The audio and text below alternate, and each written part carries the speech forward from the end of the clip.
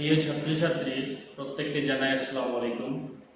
আজকে তোমাদের বায়োলজি অর্থাৎ জীববিদ্যা থেকে যে টপিক নিয়ে আলোচনা করছিলাম এর আগের ক্লাসগুলিতে তোমরা হয়তো ফলো করেছো।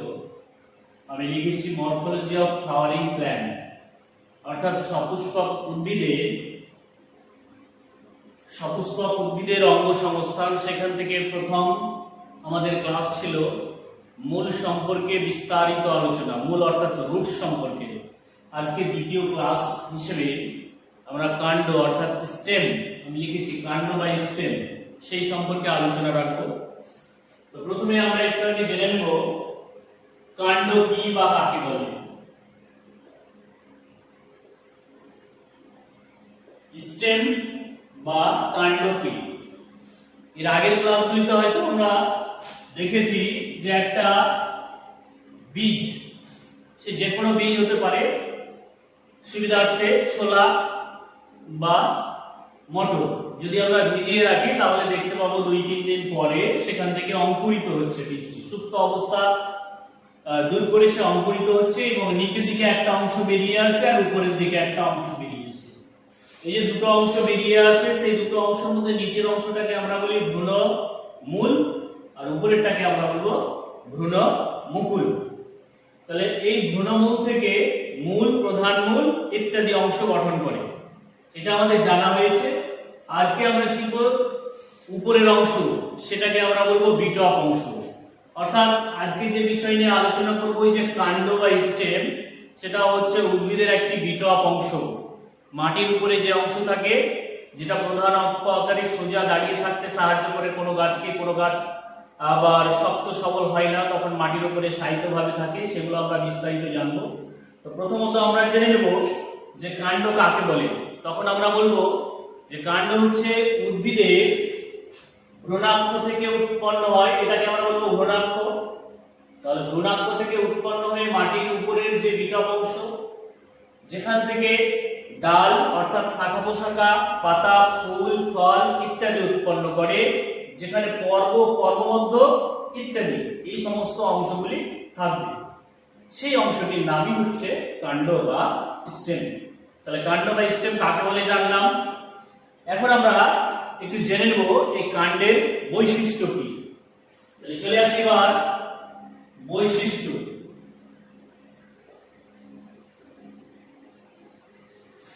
বৈশিষ্ট্য কাকে বলে তখন আমরা একটু সিরিয়াল মেইনটেনেন্স করে জানবো, 1-2 করে, তাহলে হয়তো কাণ্ড সম্পর্কে আরো একটু আমাদের ভালো নলেজ আসবে। তো প্রথমে 1 নাম্বার বলতে পারি যে কাণ্ড হচ্ছে উদ্ভিদের বিটপ অংশের, অর্থাৎ মাটির উপরে যে অংশ থাকে সেটাকে আমরা বলছি কাণ্ড। দ্বিতীয়ত আমরা বলবো এই কাণ্ড থেকে অনেক শাখা, ডাল, পাতা, ফুল, ফল ইত্যাদি ধারণ করে। তৃতীয়ত আমরা বলবো যে কাণ্ড কিন্তু আলোর অনুকূলবর্তী, অর্থাৎ আলো যেদিকে থাকে কাণ্ডটাও সেই দিকেই থাকে, আমরা দেখতে পাচ্ছি। কিন্তু মূল কোন দিকে থাকে? আলোর বিপরীতে, অর্থাৎ মাটির গভীরে চলে যায়। তাহলে এক্ষেত্রে আমরা কাণ্ডকে বলবো কি আলোর অনুকূলবর্তী। আরো একটা বৈশিষ্ট্য বলবো আমরা, যেটা অভিকর্ষ যে টান, অর্থাৎ আমরা জানি ভূমির দিকে, কেন্দ্রের দিকে থাকে, কিন্তু এক্ষেত্রে আমরা কাণ্ডটাকে দেখতে পাচ্ছি কি অভিকর্ষ টানের বিপরীত দিকে বৃদ্ধি পাচ্ছে, অর্থাৎ অভিকর্ষ যে টানের এখানে আমরা বলবো প্রতিকূলবর্তী আর আলোর অনুকূলবর্তী। আরো আমরা বৈশিষ্ট্য হিসেবে বলবো যে কাণ্ডের সেখানে পর্ব থাকে, পর্ব মধ্য থাকে। আমি অবশ্য তোমাদের একটা চিত্র অঙ্কনের মাধ্যমে একটা কাণ্ডের বিভিন্ন অংশ দেখাবো এরপরে, এখনই একটু বৈশিষ্ট্যগুলো আমরা জেনে নেই। তারপরে কাণ্ডের যে কোষগুলো হবে সেগুলো হবে বহুকোষী, কিন্তু মূলের ক্ষেত্রে যে কোষগুলি হবে মূলরোম, সেক্ষেত্রে হবে মূলরোম এককোষী আর কাণ্ডরোম হবে বহুকোষী। তাহলে মূলরোম কি বললাম? এককোষী, আর কাণ্ডরোম যদি থাকে তাহলে সেক্ষেত্রে আমরা বলবো বহুকোষী ইত্যাদি। আমি প্রধান বৈশিষ্ট্যগুলো তুলে ধরলাম তোমাদের। এবারে এখন আমরা চলে আসবো যে বিষয় নিয়ে, সেটা হচ্ছে কাণ্ডের অঙ্গ সংস্থান, মানে একটি কাণ্ডের মধ্যে কি কি অংশ দেখা যায়। তাহলে আমরা যদি একটা চিত্র আকারে দেখতে চাই তাহলে চিত্রটা ঠিক এরকম হবে। আমি মোটামুটি একটু দেখার চেষ্টা করছি, ঠিক এরকম ভাবে নিলাম। নিচের দিকে একটু মোটা করব, তাহলে কাণ্ডের এই যে অংশটা আমরা ঠিক দেখতে পাচ্ছি। এবারে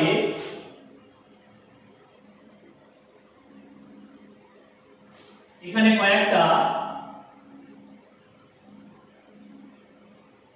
পাতা দিয়ে দিব আমরা।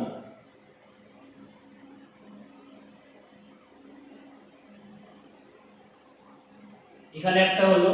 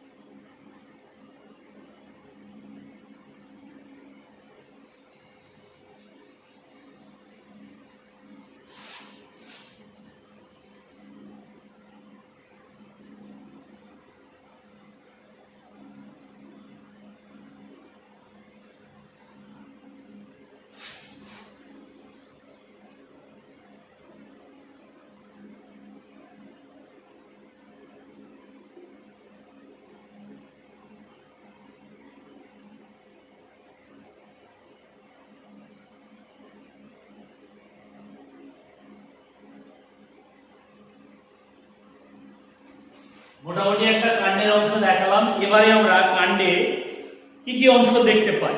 তাহলে কি কি অংশ দেখতে পাই? আমরা দেখতে পাচ্ছি এখানে একটা অংশ আছে, এটাকে আমরা বলবো মুকুল, অর্থাৎ এটাকে বলবো অগ্র মুকুল। অগ্র মুকুল এটা হচ্ছে গাছের পাতা, আর পাতা যে অংশ থেকে বের হচ্ছে এই জায়গাটাকে আমরা বলবো পর্ব বলবো। এটাকে আমরা বলবো পর্ব। তাহলে এখানে যদি একটা পর্ব হয়, ঠিক এখানেও আর একটা পর্ব আছে, তাহলে দুটি পর্বের এই যে মাঝামাঝি জায়গা, এটাকে কি বলবো তাহলে আমরা? এটাকে আমরা বলবো পর্ব মধ্য। তাহলে আমি যদি পর্ব মধ্যটা একটু এদিকে দেখাই তাহলে সুবিধা হবে বাকিটা পয়েন্টিং করতে। এটাকে আমরা বলবো পর্ব মধ্য। আরো কিছু জিনিস এখানে আমরা দেখতে পাই, এই যে জায়গাটা দেখতে পাচ্ছি গাছের কাণ্ড এবং এই যে পাতা বেরিয়েছে, এখানে দেখো একটা কোণ উৎপন্ন হয়েছে, জ্যামিতিক কোণ উৎপন্ন হয়েছে। এই কোণটাকে আমরা বলবো অক্ষ বা কক্ষ বলতে পারি, এটাকে আমরা কক্ষ বলবো। তাহলে ঠিক এভাবে নিয়ে গিয়ে এখানে পয়েন্টিং, এটাকে দেবো আমরা কক্ষ বা অ্যাক্সিল বলা হয়, কক্ষ বা অ্যাক্সিল। আর এই জায়গাটায় আবার কিন্তু এটা মুকুলের মতো অংশ, এখানেও মুকুল উৎপন্ন হয়, কক্ষ মুকুল উৎপন্ন হয়, তখন সেটাকে আমরা কি বলবো? কাক্ষিক মুকুল। কক্ষে যেহেতু উৎপন্ন হয় তাই এটাকে আমরা বলবো কি? কাক্ষিক মুকুল। তাহলে মুকুল কয় ধরনের পেলাম? আমি আরো বিস্তারিত আসবো।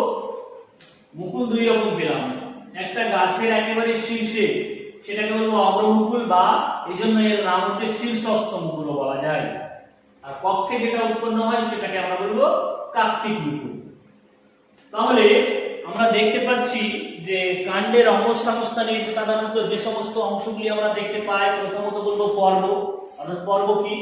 তখন আমরা বলবো কাণ্ডের যে অংশ থেকে পাতা নির্গত হয় সেই অংশটাকে আমরা বলবো কি? পর্ব। তাহলে প্রথম অংশ। দ্বিতীয় অংশ হিসেবে আমরা বলবো পর্ব মধ্য, অর্থাৎ এরকম যদি পর্ব আর পর্ব থাকে তাহলে দুটি পর্বের মাঝামাঝি যে জায়গা, অর্থাৎ এখানে এই জায়গাটা বা এখানে এই জায়গাটা বা এখানে এই জায়গাটা, এটাকে আমরা বলবো কি? পর্ব মধ্য। আর আমরা দেখতে পাচ্ছি পাতা, অর্থাৎ পাতা যদি বলে কাকে বলে, তাহলে আমরা পাতা বলবো উদ্ভিদের কাণ্ড থেকে নির্গত। যেহেতু এটা কাণ্ড থেকে নির্গত হচ্ছে, উদ্ভিদের কাণ্ড থেকে নির্গত, এবং এটা হবে চ্যাপ্টা, রসালো, সবুজ বর্ণের। কি বললাম? চ্যাপ্টা, রসালো, সবুজ বর্ণের এবং সীমিত বৃদ্ধি সম্পন্ন, যা উদ্ভিদের পাতাকে বলা হয় রান্নাঘর, অর্থাৎ এখানে সালোক সংশ্লেষ প্রক্রিয়ায় খাদ্য উৎপন্ন করে, সেই অংশটার নামই হচ্ছে পাতা বা লিফ। আর আমরা দেখতে পাই মুকুল, অর্থাৎ এই মুকুল দুই রকমের হয়, একটা অগ্রস্থ অঞ্চলে আর একটা কক্ষে। অর্থাৎ কক্ষ তাহলে কাকে বলে এখানে একটু আগে জেনে নেই।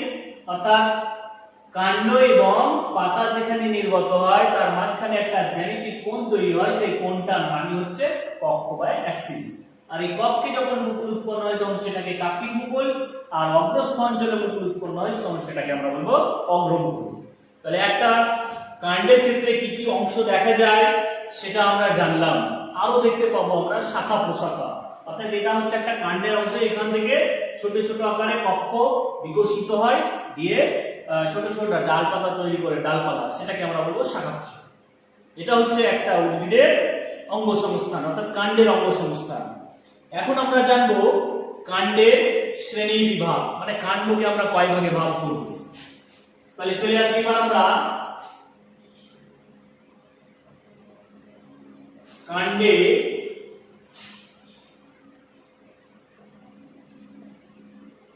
শ্রেণী বিভাগ।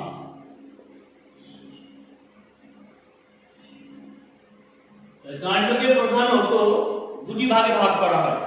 সেই দুটি ভাগ, একটা হচ্ছে ঋজু কাণ্ড আর আরেকটাকে আমরা বলবো দুর্বল কাণ্ড।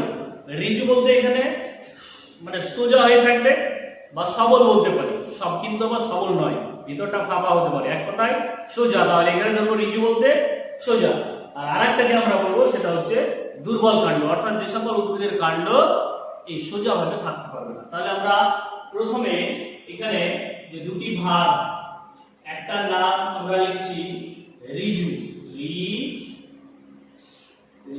ঋজু কাণ্ড, আর দুই নম্বরে দুর্বল, দুর্বল কাণ্ড। প্রথমে এখন আমরা চলে আসবো এবার এই ঋজু কাণ্ডের কি কি অংশ আছে বা কি কি অংশ নিয়ে বলছি। তাহলে প্রথমে আমি বললাম ঋজু কাণ্ড, তাদেরকেই বলবো আমরা, অর্থাৎ যে সকল কাণ্ড সোজা ভাবে থাকবে। তাহলে একে আবার বেশ কয়েকটি ভাগে ভাগ করা হয়। তো সেই ভাগগুলি কি কি? প্রথমে আমরা বলবো বিরুৎ, তারপরে বলবো গুল্ম, তারপরে বলবো বৃক্ষ। অর্থাৎ এই ঋজু কাণ্ডের আবার ভাগ আছে, একটা হচ্ছে বিরুৎ, গুল্ম আর বৃক্ষ, তিনটি ভাগে ভাগ করা হয়। এদের আবার অনেক উপভাগ রয়েছে, আমরা সবটাই জানবো। তো প্রথমে এই যে বিরুৎ, বিরুৎ জাতীয় উদ্ভিদ কাদের বলবো?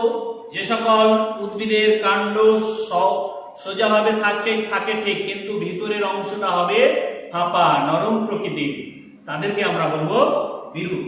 এই বিরুৎ জাতীয় উদ্ভিদ যেমন ধান, গম, ভুট্টা, আখ, কলা গাছ ইত্যাদি বা ঘাস। তো আমরা পরপর এই বিরুৎের আবার কয়েকটি ভাগ আছে। তাহলে প্রথমে আমরা একটু এই বিরুৎের ভাগটা একটু জেনে নেই। বিরুৎের ভাগ হিসেবে এক নাম্বার আমরা বলবো ক্ষণজীবী। কি বলবো? ক্ষণজীবী। ক্ষণজীবী কেন বলা হয়? ক্ষণজীবী এই কারণেই বলা হয়, এই সকল উদ্ভিদ কয়েকদিন বা কিছুদিনের জন্য জন্ম লাভ করে, তারপরে হঠাৎ করে আবার তাদের মানে মৃত্যু হয়ে যায়, মারা যায় গাছগুলি, বেশি দিন দীর্ঘস্থায়ী হতে পারে না। তাহলে এই ধরনের উদ্ভিদ রয়েছে। কিছু আগাছা টাইপের আমরা দেখতে পাই মাঠে, আমাদের ধানের ক্ষেতে বা আরো বিভিন্ন জায়গায় জন্মায়, কিছুদিনের মধ্যে দেখছি আবার সেগুলা নষ্ট হয়ে যায়, দীর্ঘস্থায়ী এরা বেঁচে থাকতে পারে না। তাহলে এগুলো হচ্ছে আগাছা টাইপের ক্ষণজীবী। দ্বিতীয় আমরা বলবো এক বর্ষজীবী। দুই নম্বরে এক বর্ষজীবী। এক বর্ষ মানে এখানে বুঝতে পারছি না, এক বছর। যে সকল উদ্ভিদ এক বছর মাত্র জীবিত থাকে তাদের জন্মকাল সম্পন্ন করে তারপরে তারা আবার মারা যায়, এই ধরনের উদ্ভিদকে আমরা বলবো এক বর্ষজীবী। তাহলে এই এক বর্ষজীবী উদ্ভিদের উদাহরণ হিসেবে আমরা ধরে নিতে পারি, যদিও বা সরষে, ধান 3 মাস 4 মাস বা অন্যান্য থাকে, তারপরেও আমরা একে এক বর্ষজীবী ধরে নেব, যেহেতু এক বছরের মধ্যে কমপ্লিট হয়।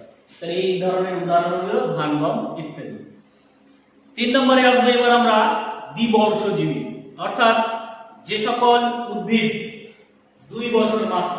3 নম্বরে তাহলে দ্বিবর্ষজীবী, অর্থাৎ যারা 3 বছর মাত্র জীবিত থাকবে। দ্বিবর্ষজীবীর পরে এবার আমরা যেটা বলবো সেটা হচ্ছে বহু বর্ষজীবী। এবার সেটাকে আমরা বলবো কি? 4 নম্বরে বহু বর্ষজীবী, অর্থাৎ যারা 1 বছর, 2 বছর, 3 বছর নয়, যারা আরো বেশ কয়েক বছর বাঁচতে পারে। তাহলে একাধিক বছর যারা বেঁচে থাকবে তাদেরকে তখন আমরা বলবো কি বহু বর্ষজীবী। তাহলে এই বহু বর্ষজীবী উদাহরণ আমরা যেমন ধরে নিতে পারি আদা, হলুদ, কলাবতী ইত্যাদি উদ্ভিদ হতে পারে, বা আরো যে সমস্ত উদ্ভিদগুলো রয়েছে, কলা গাছ হতে পারে, এই ধরনের উদ্ভিদগুলো হতে পারে। এটা হচ্ছে আমাদের বৃহৎ জাতীয় উদ্ভিদের উদাহরণ। এবারে গুল্ম জাতীয় উদ্ভিদের কিন্তু কোনো আবার এখানে ভাগ নেই। তাহলে গুল্ম কাকে বলে? অর্থাৎ যে সকল উদ্ভিদের কাণ্ডটা হবে কাস্টল, মানে কাঠ উৎপাদনকারী হবে, গাছের গুড়ি তৈরি হবে না কিন্তু কাস্টল হবে এবং অনেক ঝোপ যুক্ত হবে। দেখে মনে হবে অনেক ঝোপ হয়ে আছে, গাছের কাণ্ডটা একটু শক্ত হবে কিন্তু গুড়ি থাকবে না। তখন এই ধরনের উদ্ভিদকে আমরা বলবো গুল্ম জাতীয় উদ্ভিদ। তোমরা প্রত্যেকেই চেনে জানো, যেমন লেবু গাছ, মেহেন্দি গাছ বা জবা গাছ, গোলাপ গাছ, এই যে এই ধরনের গাছ, এই গাছগুলোকে আমরা গুল্ম জাতীয় উদ্ভিদে ভাগ করব। এবারে চলে আসবো বৃক্ষ জাতীয় উদ্ভিদ। এর কিন্তু ভাগ রয়েছে। বৃক্ষ জাতীয় উদ্ভিদ অর্থাৎ যে সকল উদ্ভিদের কাণ্ড মোটা আকার ধারণ করে একটা গুড়ি তৈরি করবে, কাণ্ডের ভিতরটা নিরেট শক্ত হবে এবং কষ্টল হবে, খাড়া ভাবে থাকবে, অনেক ডালপালা শাখা পোশাখা তৈরি করতে পারে। আবার কারো কারো থাকে না, ব্যতিক্রম আছে, সেটা আমরা জানবো।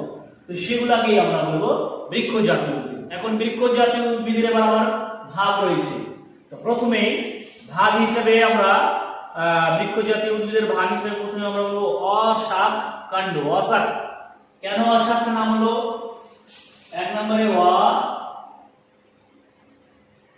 শাখ কাণ্ড মানে শাখাবিহীন কাণ্ড। তাহলে এই ধরনের উদ্ভিদ অর্থাৎ যে সকল উদ্ভিদের কাণ্ডটা প্রধান অক্ষটা সোজাভাবে থাকবে, পাতা ফুল ফল ইত্যাদি তৈরি হবে কিন্তু সেখান থেকে যে অনেক শাখা পোশাখা বের হবে এরকমটি নয়। তাহলে এরকম উদাহরণ, যদি আমি এটা ভূমি হয় আর এখানে যদি একটা এরকম আমাদের গাছ চেনা জানা দেখি আমরা, তাহলে এরকম ভাবে আমরা দেখি থাকে।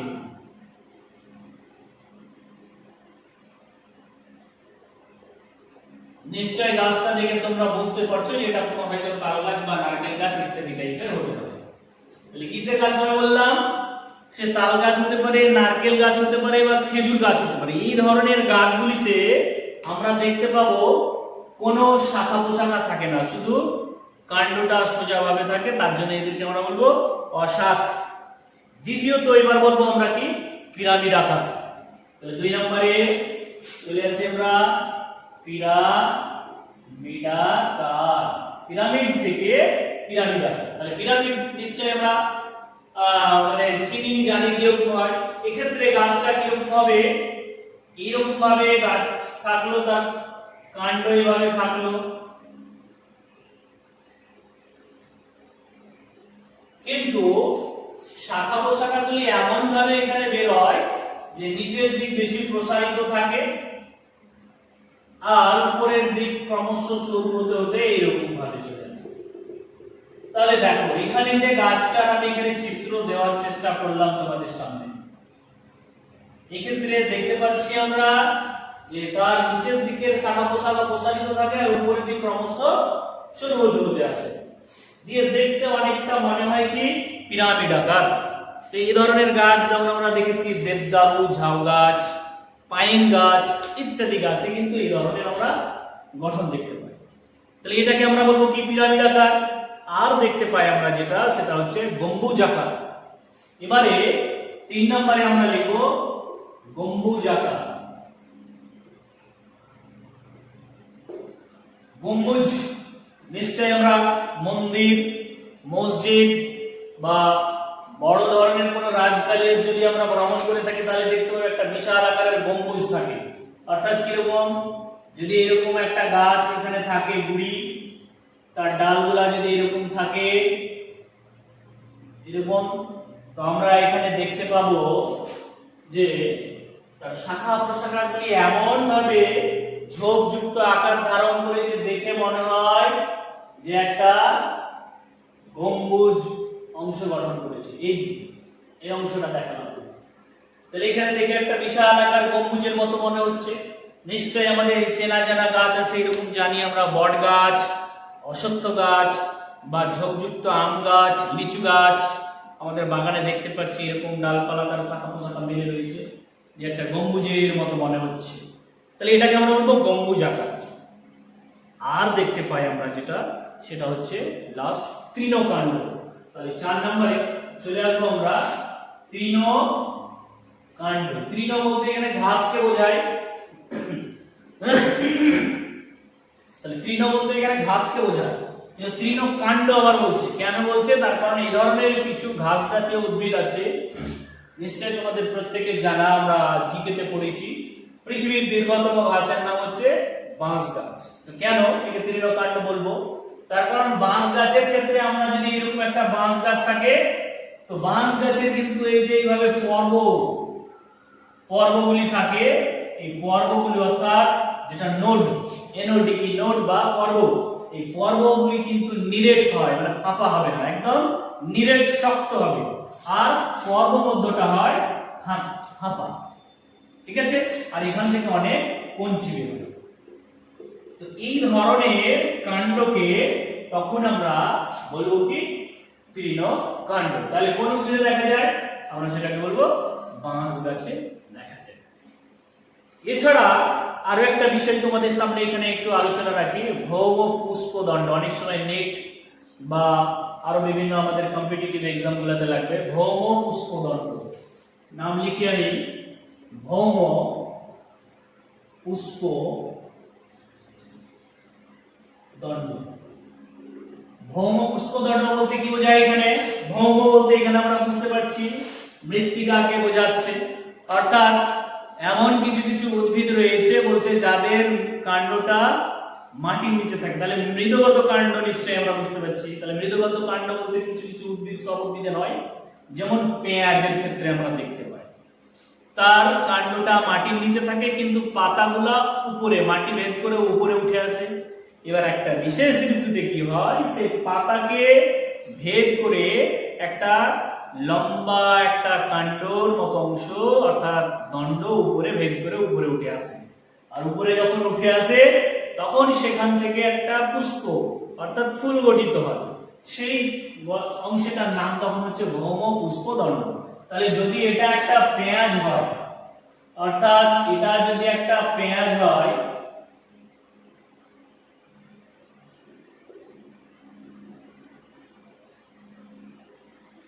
তাহলে এইরকম একটা লম্বা অংশ গঠিত হয়, যে এখানে একটা ফুলের মতো অংশ গঠন করে।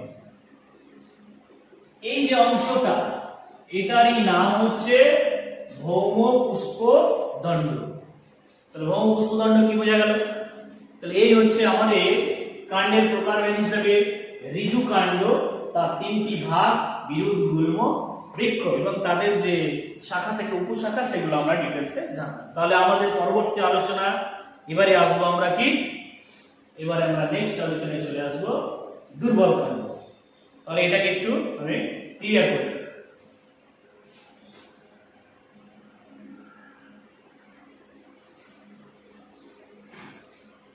এবারে তাহলে চলে আসবো আমরা দুর্বল কাণ্ড এবং দুর্বল কাণ্ডের প্রকারভেদ। তাহলে প্রথমে দুর্বল কাণ্ড বলতে যে সকল উদ্ভিদের কাণ্ডটা দুর্বল হয়, অর্থাৎ নরম, ভেতরটা ফাঁপা হবে। যারা আম, জাম, কাঁঠাল ইত্যাদি যে গাছগুলি আমরা দেখতে পাচ্ছি সোজাভাবে থাকে, এরকম সোজাভাবে নিজের ক্ষমতায় দাঁড়িয়ে থাকতে পারে না, নিশ্চয়ই তাহলে কাউকে কোনো কিছুকে অবলম্বন করে বা জোরে ধরে বা বিভিন্ন রকম উপায়ে তারা দাঁড়িয়ে থাকে। এই ধরনের উদ্ভিদদের আমরা বলবো দুর্বল কাণ্ড। তাহলে দুর্বল কাণ্ডের এখন আমরা একটু প্রকারভেদ জানবো। তো প্রকারভেদ হিসাবে দুর্বল কাণ্ডকে 3টি ভাগে আমরা ভাগ করব। সেই 3টি ভাগ প্রথমে আমরা বলবো ব্রততী, 2 নাম্বার বলবো অনুগামিক,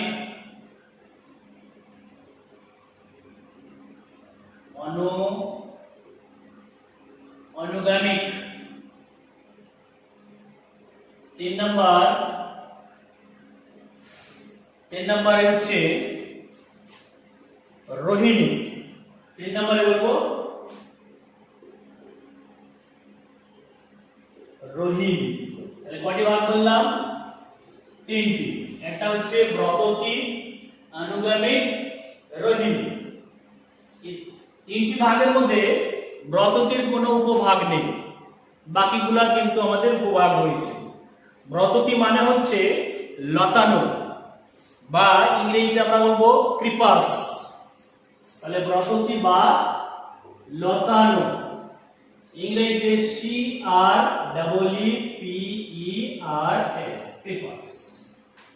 এই যে লতানো অর্থাৎ যে সকল উদ্ভিদের কাণ্ডটা লতাযুক্ত হবে, মাটির উপর শায়িতভাবে যাবে, মাটির উপর অনুভূমিকভাবে শায়িতভাবে বৃদ্ধি পাবে, এবং হয়তো দেখা গেল এখান থেকে একটা গাছ উৎপত্তি লাভ করে এরকম ভাবে লতানো, এদিক থেকে আবার অনেক শাখা এরকম ভাবে বের হচ্ছে। তাহলে এখানে যে পর্ব, এখানে যে পর্ব, এখানে যে পর্ব, এই যে পর্ব রয়েছে, প্রত্যেকটা পর্ব থেকে অস্থানিক মূল বার হবে। অস্থানিক মূল, এই পয়েন্টটা কিন্তু অবশ্যই মনে রাখতে হবে। তাহলে ব্রততী উদ্ভিদ হবে লতানো, মাটির উপর শায়িতভাবে বৃদ্ধি পাবে, এবং এদের পর্ব থেকে অস্থানিক মূল নির্গত হবে, এবং মাটিকে আঁকড়ে ধরে ধরে ধরে এরা লতিয়ে লতিয়ে বৃদ্ধি পাবে। তখন এই ধরনের উদ্ভিদদের আমরা বলবো কি? ব্রততী বা লতানো বা ক্রিপাস। তাহলে এই ধরনের উদাহরণ কি? যেমন আমরা চিনি জানি প্রত্যেকে, দুর্বা ঘাস মাটিতে যদি পড়ে থাকে, হয়তো কোথাও বেরিয়ে গেছে, আমরা তাকে উঠানোর চেষ্টা করবো, দেখবা ছিঁড়ে ছিঁড়ে আসবে, পুরোটা উঠে আসবে না। কেন? তার কারণ এই যে প্রত্যেকটা নোড বা পর্ব থেকে অস্থানিক মূল বার হয়েছে, মাটিকে আঁকড়ে ধরে রেখেছে। তাহলে আমরা ব্রততী বুঝতে পারলাম। এবারে আনুগামিক। এই যে আনুগামিক, এটাও লতানো, কিন্তু ডিফারেন্স হচ্ছে এই ব্রততী বা লতানোর সঙ্গে ডিফারেন্সটা কি? যে এদের অস্থানিক মূল বার হয়, দেখতে পাচ্ছি অনেক শাখা বার হয়, কিন্তু এই আনুগামিকে এই ধরনের অস্থানিক মূল বার হবে না, শাখা বের হবে না। তার মানে এরকম একটা যদি আমি উদাহরণ বলি তাহলে বুঝতে পারবে আরো সুবিধা হবে। যেমন পুঁই শাক প্রত্যেকে দেখেছো, পুঁই শাক, পুঁই গাছ লতানো এদিক ওদিক যায়, কিন্তু গাছের ডালটাকে ধরে যদি আমরা উঠাই দেখবেন অনায়াসে উঠে যাবে। কেন? তার কারণ ওর তো অস্থানিক মূল বার হয়নি বা কোনো শাখা বের হয়নি, একটাই কাণ্ড চলে গেছে। তাহলে এই ধরনের উদ্ভিদদের আমরা বলবো আনুগামিক। এই আনুগামিক যে উদ্ভিদ, এদের আবার ভাগ রয়েছে, সেটা হচ্ছে প্রথম ভাগের নাম শয়ান বা শায়িত। তাহলে প্রথম এর ভাগের নাম হচ্ছে শয়ান বা শায়িত। অর্থাৎ এই সকল উদ্ভিদের কাণ্ড বা এই সকল আনুগামিক উদ্ভিদরা মাটির উপর শুয়ে শুয়ে চলে, কোনো কিছুকে অবলম্বন করে থাকবে না, শাখাও থাকবে না, অস্থানিক মূলও তো বের হবে না, প্রথমেই বলে দিয়েছি। অর্থাৎ যারা মাটির উপরে শুয়ে শুয়ে চলবে, এবং এরা সাধারণত একই অভিমুখে বৃদ্ধি পায়, অর্থাৎ ডান দিকে তো ডান দিকে, আর না হলে বাম দিকে তো বাম দিকে বৃদ্ধি পাবে। তখন এই ধরনের উদ্ভিদদের আমরা বলবো শয়ান বা শায়িত বলবো আমরা। তাহলে শয়ান বা শায়িত, এই ধরনের উদাহরণ আমরা পুঁই শাককে ধরে নিতে পারি। পুঁই শাক। দ্বিতীয় এবার চলে আসবো আমরা, সেটা হচ্ছে ঊর্ধ্বাগ্র। 2 নম্বর ঊর্ধ্বাগ্র।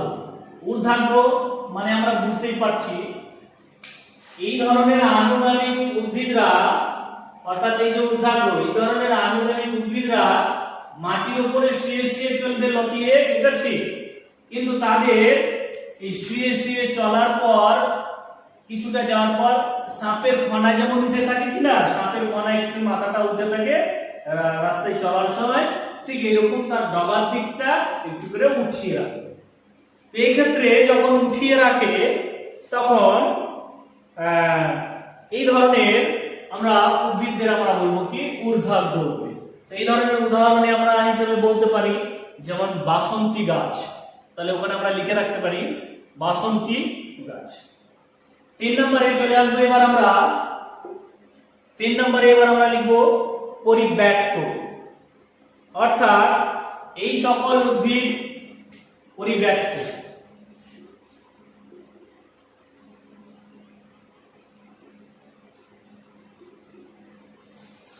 এই সকল উদ্ভিদের ক্ষেত্রে অর্থাৎ এই সকল আনুগমিক উদ্ভিদের ক্ষেত্রে যখন বৃদ্ধি পাবে সাপের ফলের মতো সাধারণত একদিকে থাকে, কিন্তু এদের ক্ষেত্রে কি হবে দুই দিকে থাকতে পারে, এই এদিক ওদিক ইচ্ছে মতো প্রসারিত হয়, ডগাগুলিকে এদিক ওদিক ছড়িয়ে ছিটিয়ে তারা বৃদ্ধি পায়, তখন তাদেরকে আমরা বলবো কি পরিব্যাক্ত।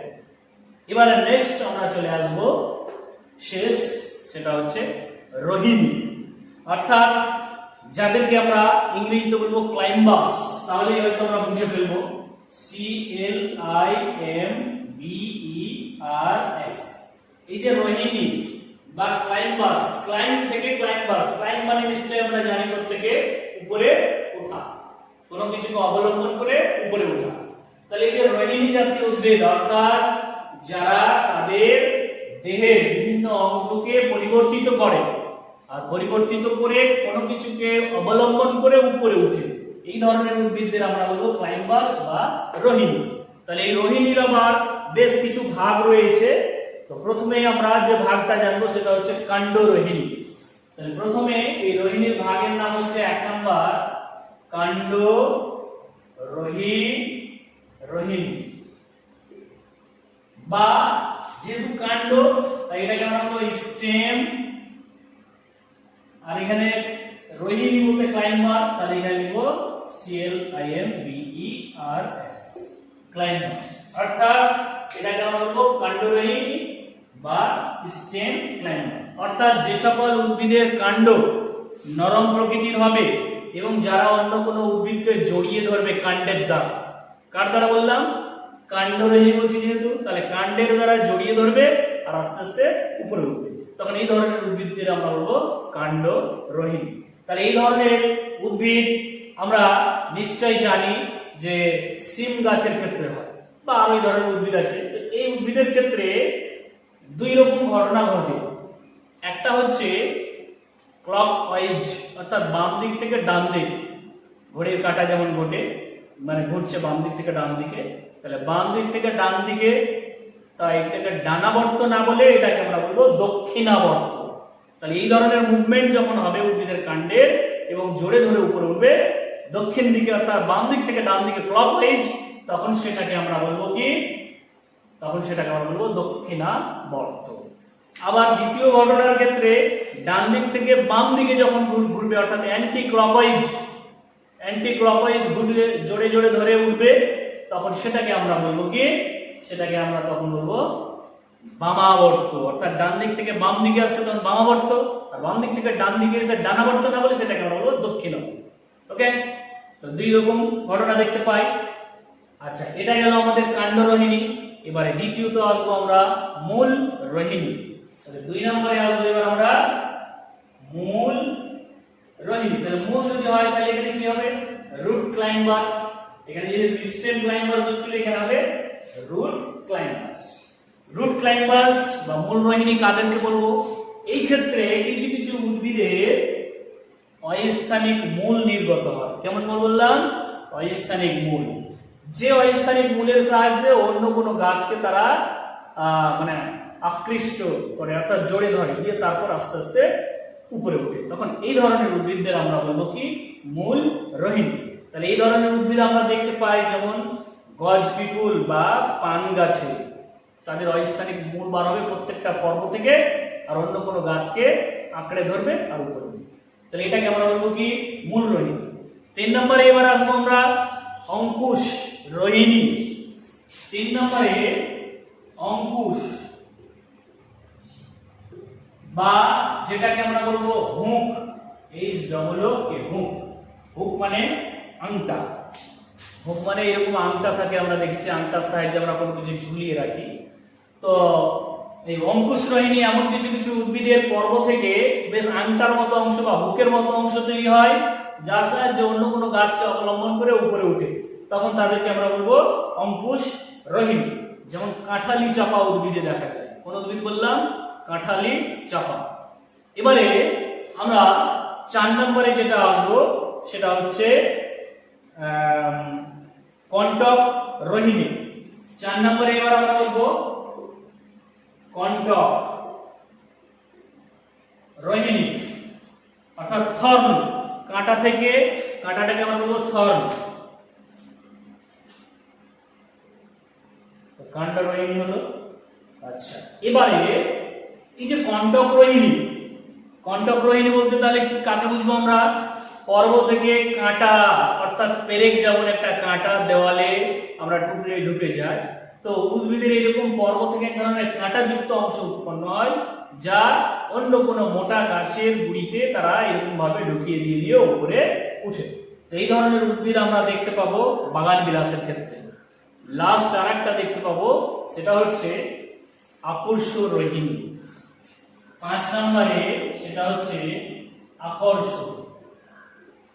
আকর্ষ রোহিণী, অর্থাৎ যে সকল উদ্ভিদের প্রত্যেকটি পর্ব থেকে বেশ কিছু আকর্ষ অর্থাৎ স্প্রিং এর মতো অংশ যেটা আমরা বলি, ওই আকর্ষ উৎপন্ন হয়, আর যে আকর্ষের সাহায্যে তারা অন্য কোনো গাছকে অবলম্বন করে জোরে ধরে দিয়ে তারপরে উপরে ওঠে।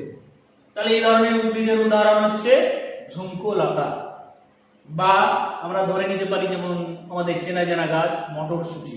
তো মটরশুঁটি দেখছি দাঁড়িয়ে আছে, তার পাতা অংশ একটা পরিবর্তিত হয়, দিয়ে স্প্রিং তৈরি হলো, অন্য কোনো গাছকে অবলম্বন করে উপরে উঠছে। এই হচ্ছে তোমাদের আজকের মতো ক্লাস, আজকে এইখান থেকে।